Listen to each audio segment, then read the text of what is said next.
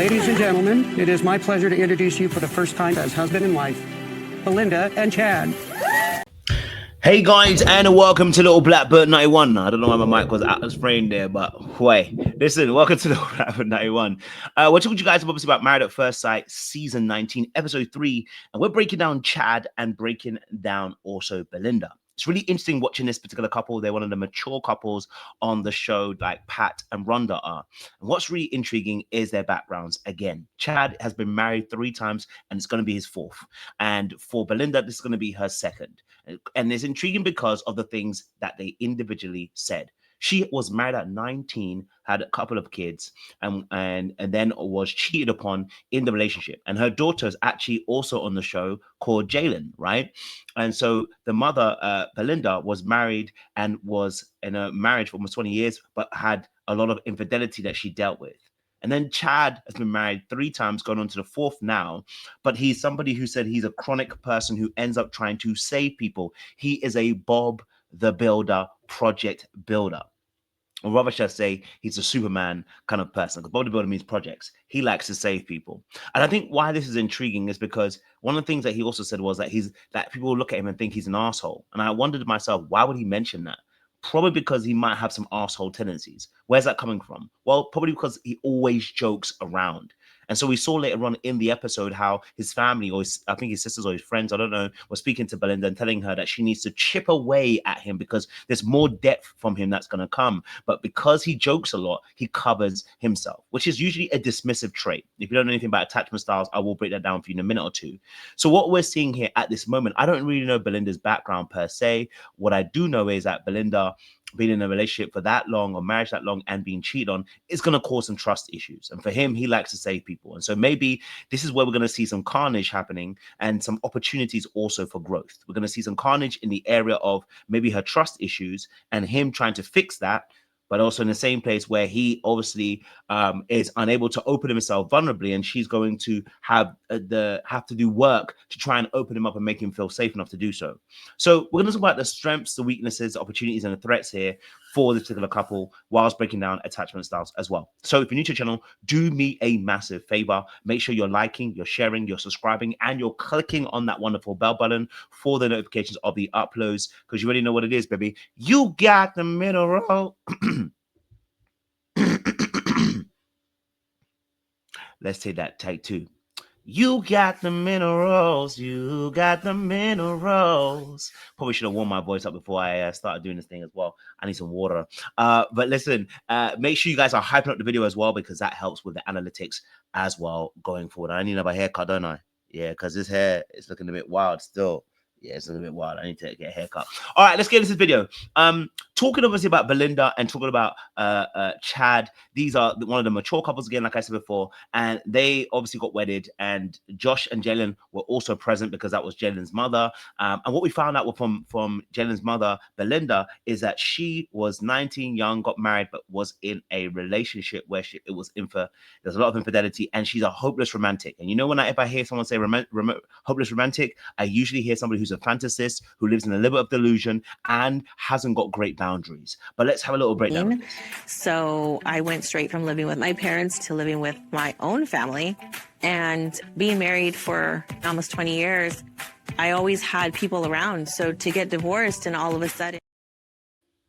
So as she says, Belynda, she has always been around people. And so having kids, being married, you know, from 19, she went from a parents' house straight to a marriage, and being 19, young, and then her husband cheats on her, which is Jalen's obviously dad. And then obviously kids grow up and then leave.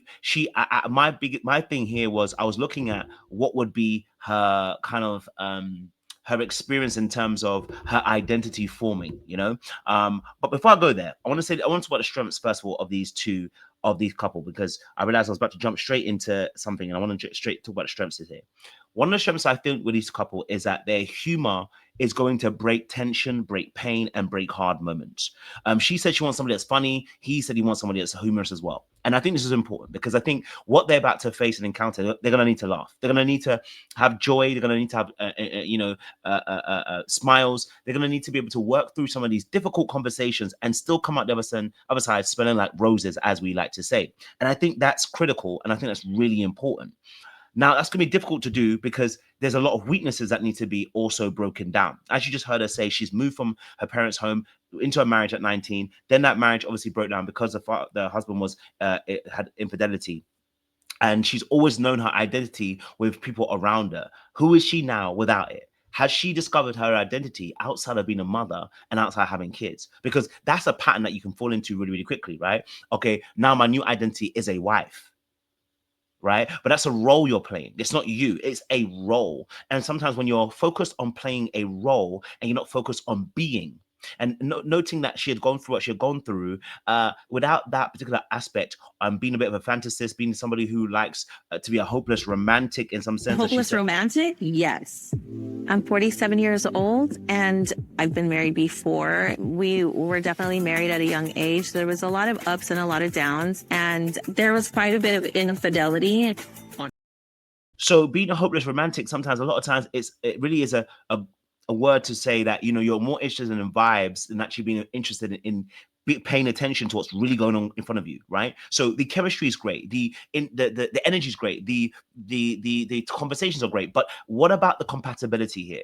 And when you're a fantasist, and when you're somebody who's oftentimes a hopeless romantic, you're often looking at the fantasy of the event rather than looking at the components of the event or the components of the individual within the event. It means your discernment usually isn't working great because you're so focused on having great vibes and great energy.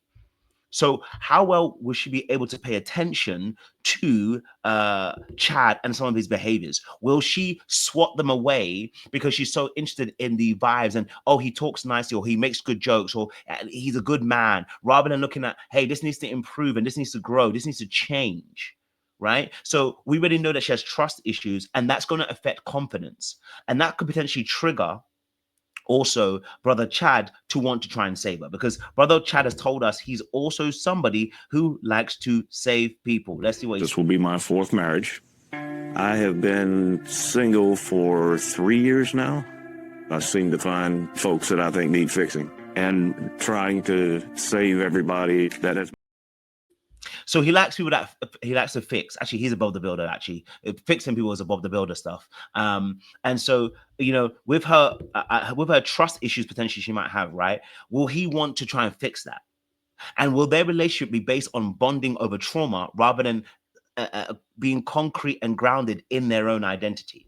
Like, I don't want to be in a position where I know I coach people, but I don't want to be in a relationship where I'm consistently coaching. I don't want that to be my identity. I want to be able to enjoy you. I want to be able to enjoy who you are right now. Of course, I want to see growth. Of course, I want to see changes, but I want to be able to enjoy you right now, which is why we don't invest in potential. We invest in right now, because they're going to grow. They're going to change, clearly, but we want to be able to be enjoying in their identity right now. Okay, now there's gonna be some emotional discomfort here because he makes a lot of jokes, okay, and he's funny. He really is. He's like a great stepdad. You know, the ones where someone comes in and they immediately make everybody feel comfortable. He's got that vibe. But the problem is, has he got also the ability to be able to connect on a deeper plane? Because I can imagine that even though she's a fantasist, she probably wants some level of emotional depth and some connection. Why do I say this? The family just told us. Because he's nervous or he's being shy. Yeah. And you gotta be strong with him. Okay. Strong yet loving. Yeah. You just have to chip away at the funny, right? And all this stuff so you can get to the to all the good stuff. So we have to chip away, which means he's probably got a more dismissive perspective, right? Which is that he often dismisses his own emotions and uses jokes as a way to connect, and uses jokes as a way of, how do I say this?